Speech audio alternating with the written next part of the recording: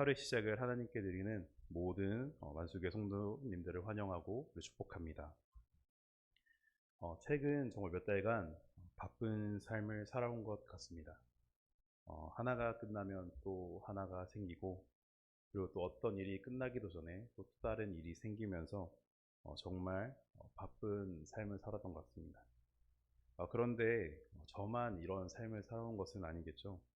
아마도 대부분 많은 성도님들께서도 정말 저와 비슷한 상황에 놓여 있거나 혹은 더 바쁜 그런 삶을 사신 분들도 계실 것입니다. 그러면서 제가 이번 말씀을 묵상하면서 생각했던 것이요.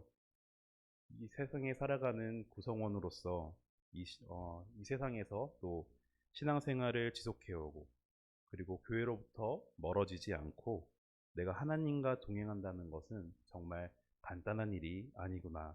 그리고 안 그러면 좋겠지만 내가 살아가고 있는 그 환경에 따라서 신앙생활의 모습도 쉽게 변할 수 있겠구나 라는 생각이 들었습니다. 그런데 오늘 말씀을 보면요, 자신의 환경이 정말 좋지 않았음에도 불구하고 하나님의 말씀을 따르고 순종했던 요시야가 등장합니다. 요시야는 조부와 부친의 악행에도 불구하고 그 영향을 받지 아니하고 하나님을 향했던 그 마음이 간절했고, 그리고 말씀 중심으로 살아간 선한 왕으로 평가되고 있습니다. 말씀을 통해 오늘은 요시야가 어떤 왕이었는지, 그리고 요시야를 통해서 우리가 어떤 신앙의 모습을 가져야 하는지에 대해서 함께 나눠보고자 합니다. 오늘 말씀은 남유다의 16대 왕이자 선한 왕으로 평가받고 있는 요시야 왕에 대한 내용입니다. 22장을 보면 요시야 왕의 통치가 새롭게 시작이 되고, 성전을 수리하다가 율법책을 발견한 사실에 초점이 맞춰지고 있습니다. 그러나 22장에서 중요한 것은요, 성전을 수리하다가 율법책을 발견했다는 그 사실에 초점을 맞추는 것보다 이 율법책을 발견했을 때 요시야의 반응이 어땠는지에 대해서 우리가 초점을 맞추는 것이 더 중요할 것 같습니다. 그 반응을 보기 위해서는요, 먼저 요시야가 어떤 왕이었는지부터 알아봐야 하는데요. 성경에서는 요시야를 이렇게 말합니다. 요시야가 여호와 보시기에 정직히 행하였고 그의 조상 다윗의 길로 모든 것을 행하였고, 그리고 좌우로 치우치지 않은 왕이다 라고 말하고 있습니다. 단순히 이렇게 성경에 적혀 있는 내용만으로는 요시야에 대해 정확히 알 수는 없지만 몇몇 내용들을 통해서 선하다고 평가받는 왕이었음을 뒷받침하는 그런 내용들을 한번 찾아볼 수가 있습니다. 사반이 율법책을 처음 발견하고 그리고 왕 앞에 가져와서 이 율법책을 읽었을 때 요시야가 옷을 찢는 반응을 보이고, 그 말씀을 보다 더욱더 정확히 알기 위해서 여호와께 묻도록 대신들을 파견했습니다. 또 여호와의 계시가 남유다를 향한 진노의 내용이었을 뿐이었는데, 그 진노의 내용이었음에도 불구하고 요시야가 이를 수용했다는 사실입니다.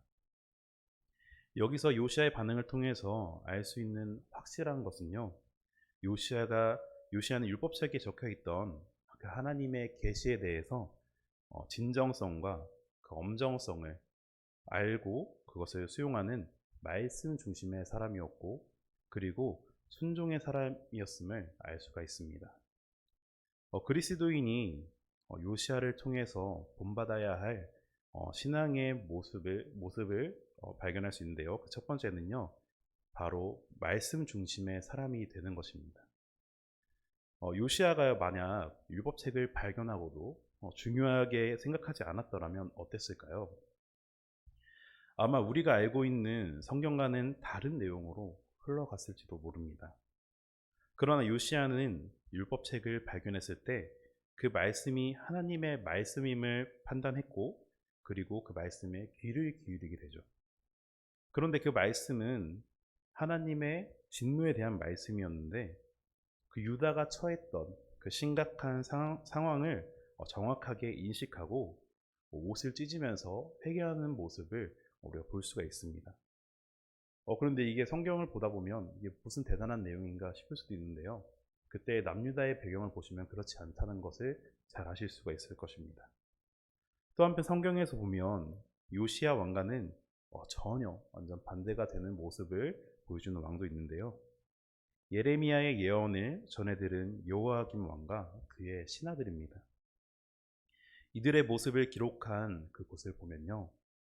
당시의 그 왕과 신하들은 예레미야를 통해 하나님의 말씀을 들었음에도 불구하고 옷을 찢은 자가 단 한 명도 없었고요. 그리고 심지어 요아김 왕은 그 다 읽은 하나님의 말씀을 칼로 베고 그리고 불에 태워버리기까지 했다고 기록이 되어 있습니다. 그래서 하나님의 말씀을 무시하고 짓밟았던 그 요야김 왕과 신하들은 어떻게 되었나요? 예루살렘 밖에서 나귀처럼 매장될 것이라는 그 저주와 함께 그리고 무시무시한 재앙의 선고가 내려졌습니다. 반면 요시야의 왕의 결말은 어떤가요? 오늘 19절 말씀을 보면 여호와 하나님께서 요시야의 통곡을 들으셨다라고 말씀하십니다. 그리고 20절에서 요시야가 평안히 묘실로 들어가게 하실 것이라는 그 약속을 받게 됩니다. 여호야김 왕과는 정말 다른 하나님의 은혜를 누리게 되는 것이죠. 사실 성경의 내용을 성도님께서 많이 알고 계시기 때문에 어떤 분들은 사실 이렇게 묘실에 편안히 들어가는 것, 그리고 재앙을 두 눈으로 직접 보지 않는 것, 이것이 얼마나 그렇게 큰 은혜인가 라고 느끼실 수도 있고 또 그렇게 또 생각하실 수도 있습니다. 그러나 남유다의 멸망하는 그 과정을 보면, 그리고 그 모습을 보면 아들들이 정말 내 눈앞에서 죽기도 하고요. 그리고 내가 그 왕이 눈이 뽑히기도 하고 뽑힌 채로 쇠사슬에 묶여서 그리고 끌려가는 모습을 보면 하나님께서 요시야 왕에게 정말 편안히 묘실로 들어가고 그리고 남유다의 재앙을 눈으로 보지 못하게 하겠다는 하나님의 약속은 정말 은혜가 아닐 수가 없습니다. 이런 요시야 왕의 모습을 보면서 우리는 어떻게 해야 합니까? 앞서 말씀드린 것 같이 요시야가 왕이 되던 때는요, 지금의 우리의 상황보다 더 처참했습니다.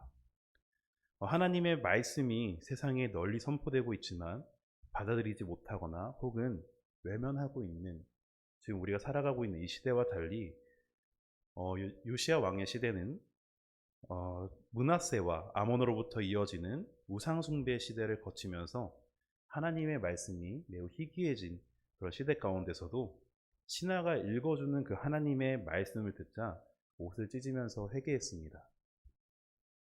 반면 우리는 일정한 간격마다 거리를 돌아다니면 보이는 교회들이 있고 그리고 정말 마음만 우리가 먹으면 언제나 하나님의 말씀을 들을 수 있는 그런 매체가 너무나도 많습니다. 유튜브를 통해서도 볼 수 있고요. 그리고 TV 채널에도 또 기독교 방송이 있는 것처럼 저희가 마음만 먹으면 언제나 말씀을 들을 수 있는 정말 말씀이 풍성한 시대에 살아가고 있습니다. 그런데 그리고 히브리서 4장 12절 말씀에 보면요.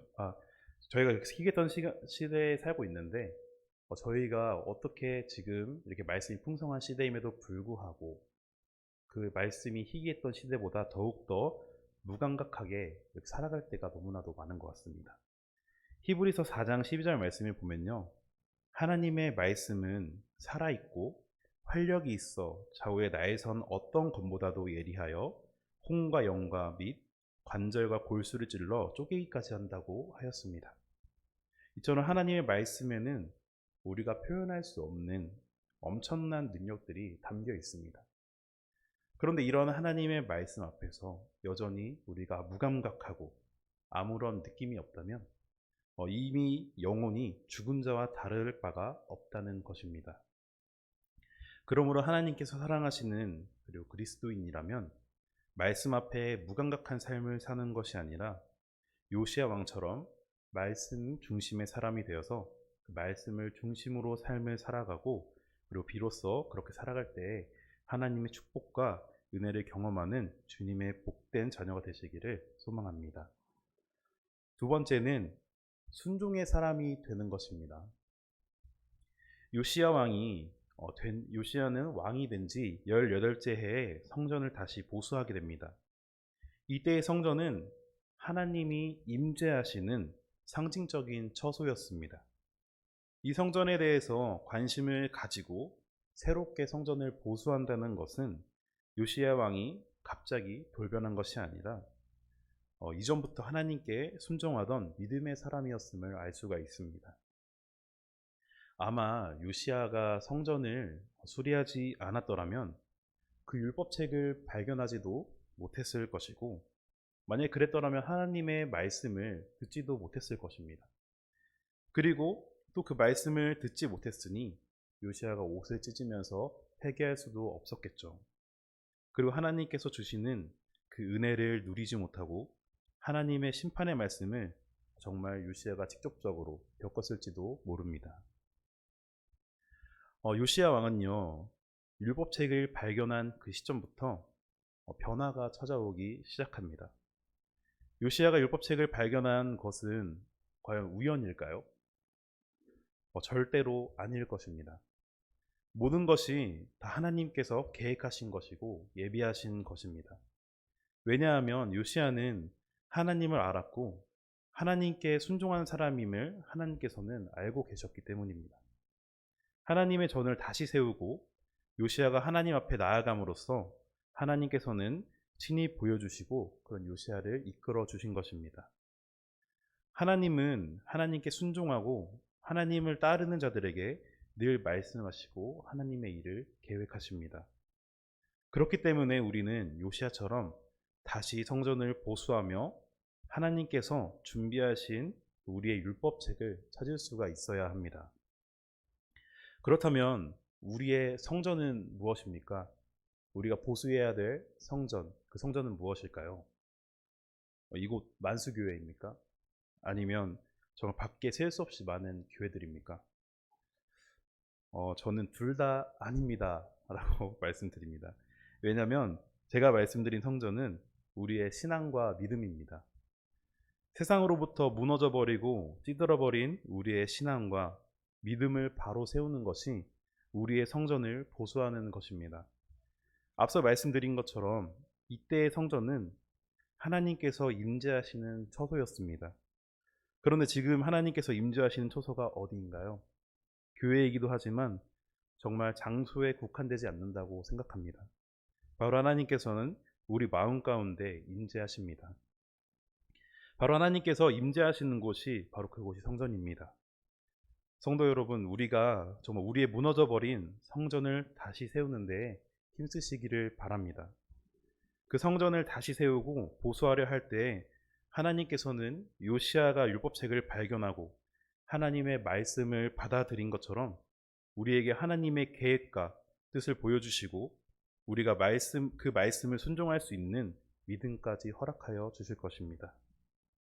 결국 요시야 왕이 하나님의 말씀을 받아들이고 깨닫고 회개하여 하나님의 은혜를 누렸던 것처럼 모든 성도 여러분들께서 나에게 주신 그리고 나에게 맡겨진 율법책을 발견하고 하나님의 말씀을 받아들여서 요시야 왕이 그랬던 것처럼 말씀 앞에 바로 서고 그리고 회개함으로써 하나님의 크신 은혜를 누리는 그런 복된 자녀가 되시기를 소망합니다.